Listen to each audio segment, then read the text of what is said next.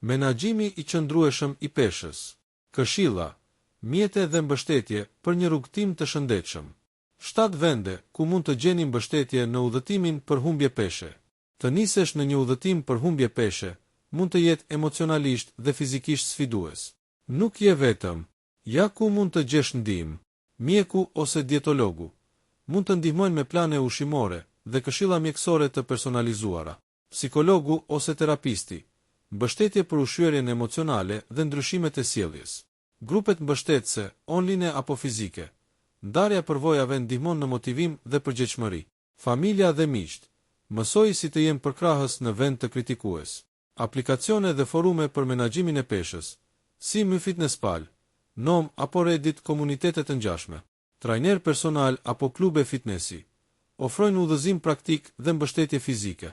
Nutricionistët me fokus në shëndetin mendor trajtojnë lidhjen midis ushqimit dhe ndjenjave. Ushqyerja emocionale. Çfarë duhet të dini? Të hash për të përballuar ndjenja si stresi, trishtimi apo mërzia është shumë e zakonshme. Quhet ushqyerje emocionale.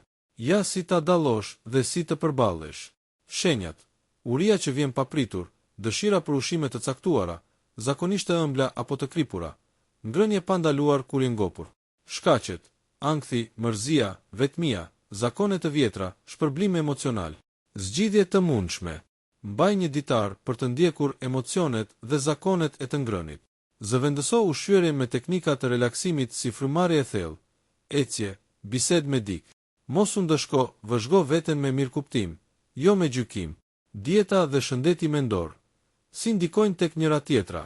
Ajo që ham ndikon direkt në mënyrën si ndihemi, fizikisht dhe emocionalisht. Dieta e varfër shkakton luhatje humori, lodhje, përqendrim të dobët. Sheqernat dhe karbohidratet e përpunuara rrisin shpejt energjinë, por edhe zbresin po aq shpejt, duke ndikuar në humorin e përgjithshëm. Ushqimet që përmirësojnë shëndetin mendor. Omega 3, peshku, arrat, perime me gjethe jeshile, probiotik, kos, kefir, çokolata e zezë me moderim. Ushqimi i mirë, humori i mirë. Por kujdes, dieta e rrept mund të shkaktojnë ndjenja faji dhe ankthi. Balanca është qelësi. Pse ha kur jam i stresuar? Përgjigje për pyetjet më të shpeshta. Stresi ndikon direkt në zakonet tona të ushqyerit përmes mekanizmave hormonal dhe emocional. Kortizoli, hormoni i stresit, rrit oreksin sidomos për karbohidrate. Ushqimi vepron si ngushëllim, duke shkaktuar ndjesi të përkohshme qetësie. Mungesa e gjumit, zakonisht shkaktuar nga stresi, shton dëshirën për ushqime me kalori të lartë. Si të veprosh?